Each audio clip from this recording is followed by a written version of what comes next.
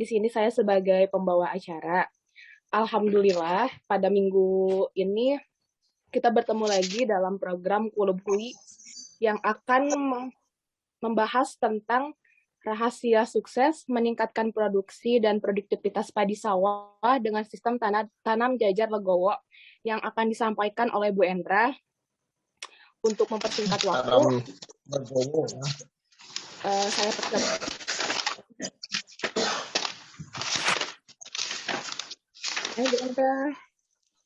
Terima kasih kepada moderator Ibu Yuni yang telah membuka acara Kulub Hui pagi ini.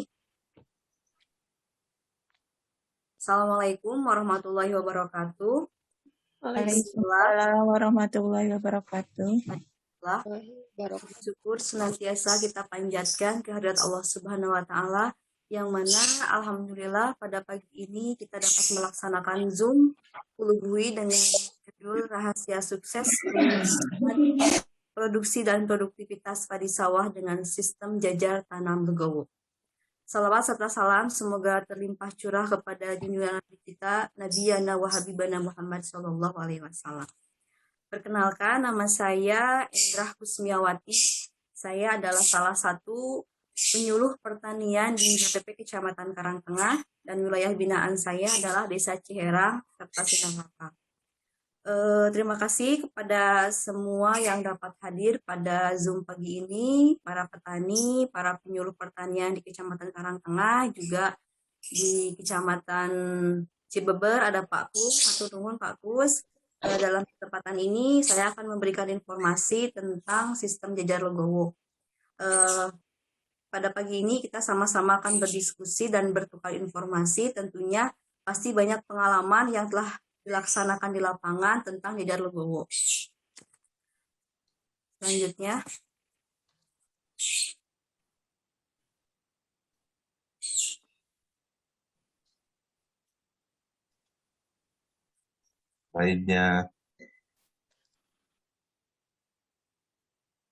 sebelum kita membahas tentang sistem jajar legowo, kita bahas sedikit tentang persemaian. Persemaian adalah tempat untuk kegiatan memproses benih padi menjadi bibit yang siap untuk ditanam. Persemaian ini adalah merupakan hal penting dalam budidaya tanaman padi. Persemaian padi yang benar dapat memperoleh bibit yang berkualitas. Dan persemaian ini dilakukan 25 hari sebelum masa tanam atau tandur. Lokasi persemaian sebaiknya ada dalam hamparan yang akan ditanami oleh tanaman padi, sehingga memudahkan dalam proses pemindahan. Cara membuat persemaian ini yaitu dengan cara membuat bedengan antara 1 sampai 2 meter, dan luas persemaian yang dianjurkan yang baik adalah 4% dari luas areal pertanaman atau sekitar 400 meter per hektar. Bibit yang akan siap dipindahkan atau ditanam adalah kurang dari 21 hari. Atau mungkin ada juga sistem atau metode tanam SRI dengan menggunakan padi yang lebih muda, yaitu 7-10 hari.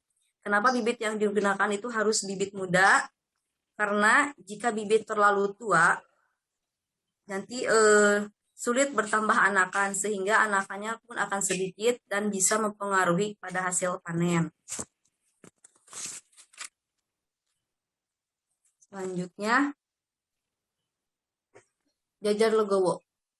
Pengertian jajar legowo yaitu legowo terdiri dari 2 kata yang berasal dari bahasa Jawa, lego yang artinya luas dan dowo yang artinya panjang.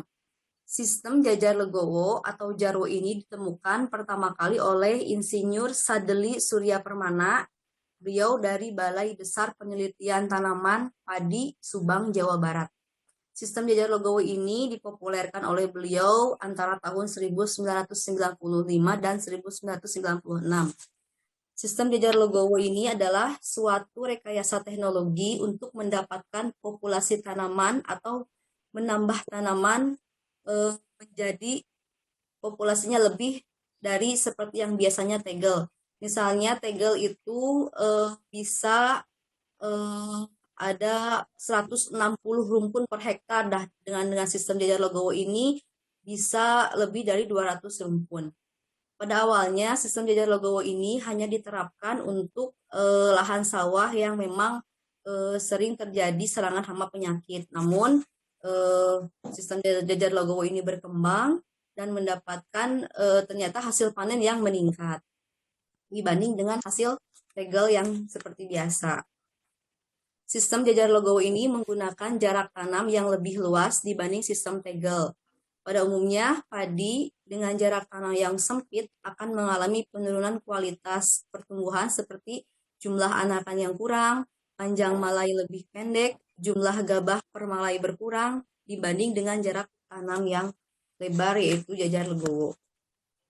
Selanjutnya, tujuan dari jajar legowo ini yaitu yang pertama meningkatkan populasi tanaman atau menambah populasi tanaman sehingga jumlah anakan padi pun bertambah dan jumlah malai juga banyak bertambah sehingga produksi akan meningkat.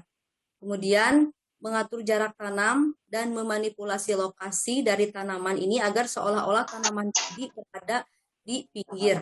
Karena tanaman padi yang berada di pinggir akan menghasilkan produksi yang lebih tinggi dan kualitas gabah lebih baik karena tanaman padi yang berada di pinggir ini mendapatkan sinar matahari yang cukup banyak dan merata. Semakin banyaknya sinar matahari yang mengenai tanaman, maka proses fotosintesis pada tanaman pada daun ini akan semakin tinggi sehingga akan mendapatkan bobot buah yang lebih banyak atau berat.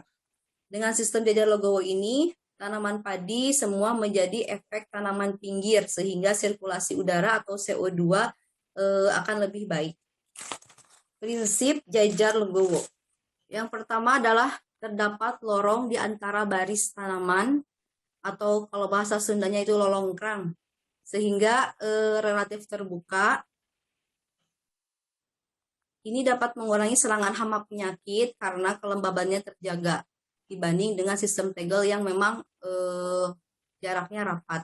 Juga lorong atau lorongkrang ini bisa digunakan untuk pengaturan air. Kemudian barisan yang dihilangkan dipindahkan, disisipkan ke dalam barisan yang terdekat. Jadi satu barisan hilang dalam lokasi tanam dan dipindahkan atau disisipkan ke dalam jarak atau barisan yang ada paling dekat. Sisi barisan yang lain disisipkan tanaman baru yang bisa diambil dari persemaian. Jarak tanam legowo ini ada beberapa macam, yaitu yang pertama legowo 2, legowo 4, legowo 5, dan legowo 6.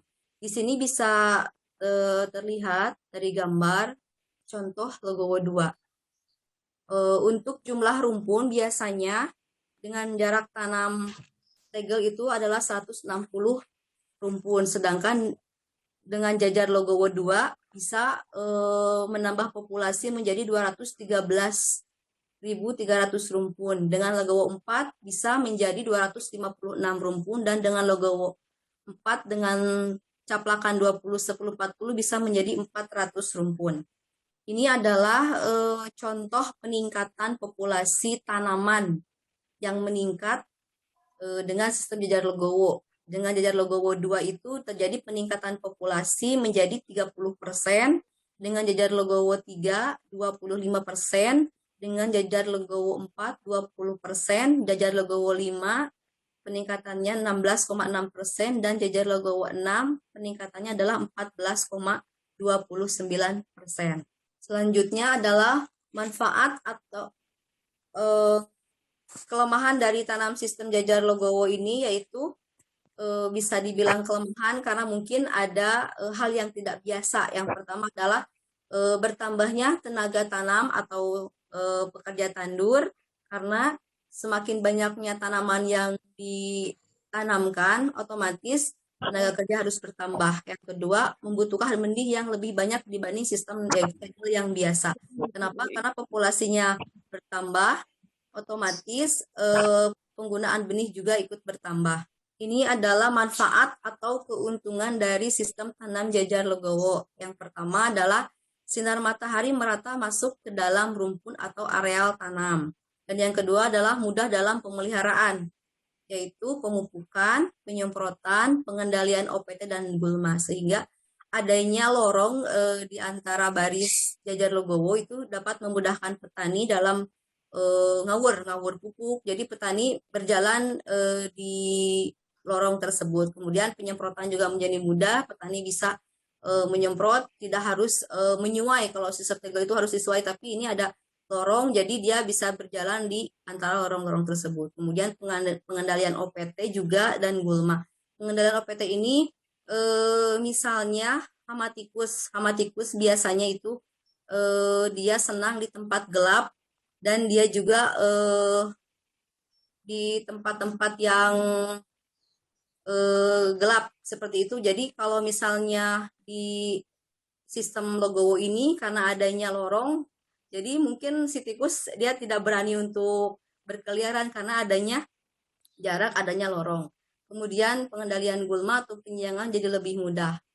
Yang selanjutnya adalah menekan serangan penyakit. Ini dengan sistem jajar legowo bisa menurunkan serangan sampai 40%. Kenapa?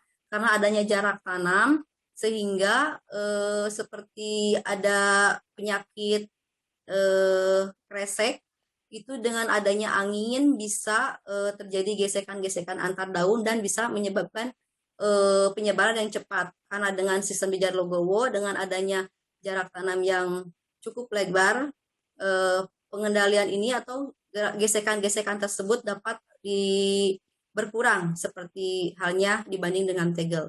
Kemudian yang terakhir adalah berpeluang untuk mengembangkan sistem minapadi. Karena adanya lorong bisa dimanfaatkan untuk menanam padi, menanam ikan. Mengoptimalkan penggunaan lahan itu tergantung juga dengan ketersediaan air dan curah hujan. Jadi ada sebagian lokasi yang memang bisa dilaksanakan minap padi, ada pula yang memang tidak. Ini adalah contoh dari sistem tanam jajar legowo 2. Di sini terlihat ada 2 barisan tanaman padi, kemudian 1 kosong, ini adalah lorong yang kosong, kemudian 2 tanaman padi lagi, dan ini seterusnya seperti itu. Ini adalah contoh legowo 2 dengan sisipan-sisipan yang ada di baris-baris tanaman padi tersebut. Selanjutnya, ini adalah legowo 3, contoh legowo 3 seperti ini, ada 3 baris tanaman padi. Di antara baris pertama dan baris ketiga itu disisipkan tanaman-tanaman yang baru. Kemudian ini ada lorong, kemudian legowo 3 selanjutnya lagi. Selanjutnya contoh untuk legowo 4, ini contoh legowo 4. 1, 2, 3, 4. Di antara baris pertama dan baris keempat disisipkan tanaman padi. Ini lorong dan selanjutnya seperti itu. Ini adalah contoh pelaksanaan tanam jajar legowo seperti ini. Ini contoh jajar legowo 2. Sisipannya disimpan di antara baris-baris tanaman padi. Ini adalah contoh tanaman padi yang menggunakan perbandingan sistem tegel dan sistem jajar legowo. Terlihat di sini bahwa dengan sistem tegel tidak ada lorong, sedangkan sistem jajar legowo ada lorong yang membentang ke depan, sehingga terlihat jelas ada tempat atau ada ruang untuk bisa dimanfaatkan. Tadi bisa sebagai pemupukan, penyiangan, juga dapat mempermudah untuk pemeliharaan, dan bisa pengamatan juga dapat mempermudah petani untuk melihat apakah nanti di lahan sawahnya ada hama, apakah ada penyakit, sehingga terlihat jelas. Seperti misalnya ada serangan hama WBC, biasanya warang batang coklat ini menyerang pada batang tanaman padi paling bawah, sehingga dengan sistem jajar legowo ini sangat bermanfaat karena tidak perlu disuai seperti tanaman tegel. Bisa dilihat dibuka di bawah batang padi terlihat ada warang batang coklat, sehingga bisa dapat cepat dikendalikan. Dan penyemprotan warang batang coklat ini biasanya harus langsung ke dalam batang padi tersebut, sehingga legowo ini bermanfaat karena bisa dengan mudah petani langsung menyemprot ke dalam semua bagian batang-batang tanaman padi tersebut.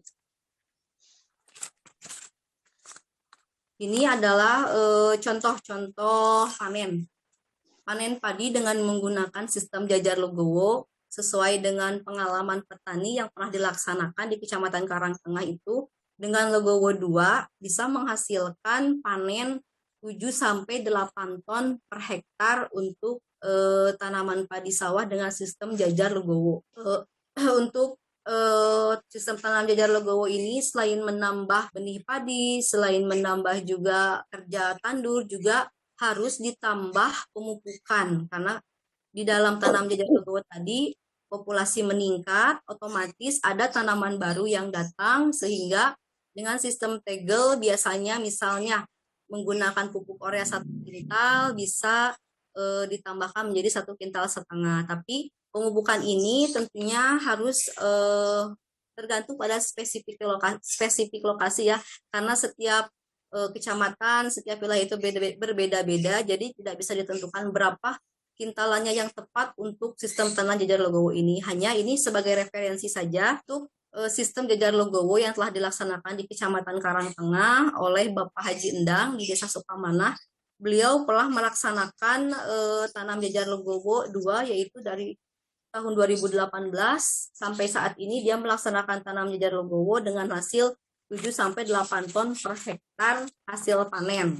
Dan penggunaannya yaitu seperti tadi beliau menambahkan 50 sampai 1 kintal NPK Ponska karena memang adanya tanaman baru, adanya populasi baru, otomatis jumlah anakannya bertambah dan otomatis juga pupuk atau makanan yang akan diberikan atau diserap oleh tanaman juga harus bertambah.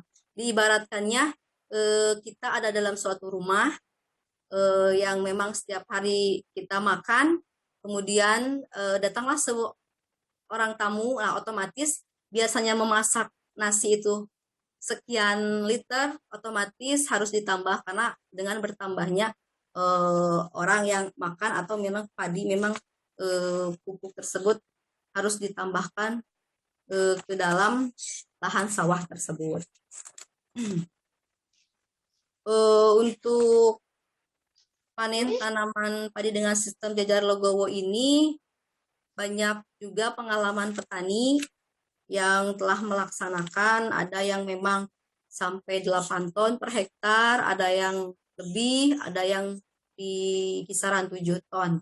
Itu memang berbeda-beda di Kecamatan Karangtengah saja yang memang satu wilayah itu pemupukannya berbeda-beda. Pemupukan ini memang seperti biasa, seperti sistem tegel juga, cuman ditambah. Petani melaksanakan pemupukan ada yang 2 kali, ada pula yang di 3 kalikan. Kemudian dengan sistem jajar legowo ini sesuai dengan pengalaman saya bertanya kepada petani, tidak ada kesulitan untuk menerapkan sistem tanam jajar legowo. Biasanya di Kecamatan Karangtengah ini menggunakan caplakan 20 kali 12,5. Itu caplakan yang bisa digunakan untuk caplakan legowo. Untuk informasi tambah HOK atau tambah tenaga kerja tanam, ini sesuai dengan pengalaman Pak Haji Endang. Biasanya Pak Haji Endang dia memperkerjakan ibu-ibu tandur dengan sistem tegel biasanya 16 orang, tapi dengan dia tanam jajar legowo itu bertambah menjadi totalnya 20 orang. Jadi ada penambahan HOK atau ibu-ibu tandur dalam pelaksanaan sistem tanam jajar legowo ini. Kemudian untuk anakan pada tanaman padi ini ada beberapa pengalaman petani yang memang dengan sistem jajar legowo ini dengan jarak tanam yang berbeda dari biasanya bisa menambah jumlah anakan. Biasanya dengan sistem tegel itu 22 sampai 25 anakan per pohon. Ini dengan sistem jajar legowo bisa sampai 32 sampai 35 anakan per pohon. Mungkin itu di wilayah Kecamatan Karangtengah, di Desa di desa Ciherang, juga di desa Sukamanah. Tidak menutup kemungkinan jika di desa-desa yang lain atau di kecamatan yang lain dengan spesifik lokasi yang berbeda, dengan keadaan wilayah yang berbeda, bisa menjadikan anakan pada rukun tersebut jumlahnya juga bisa mungkin saja bertambah. Itu saja mungkin informasi dari saya tentang sistem tanam jajar legowo. Terima kasih untuk yang bisa hadir pada pagi ini menyimak informasi dari saya tentang sistem tanam jajar legowo. Di sini mungkin kita bisa berdiskusi Bapak Ibu semuanya, Bapak petani, Bapak penyuluh, Ibu penyuluh, tentang pengalamannya melaksanakan sistem tanam jajar legowo.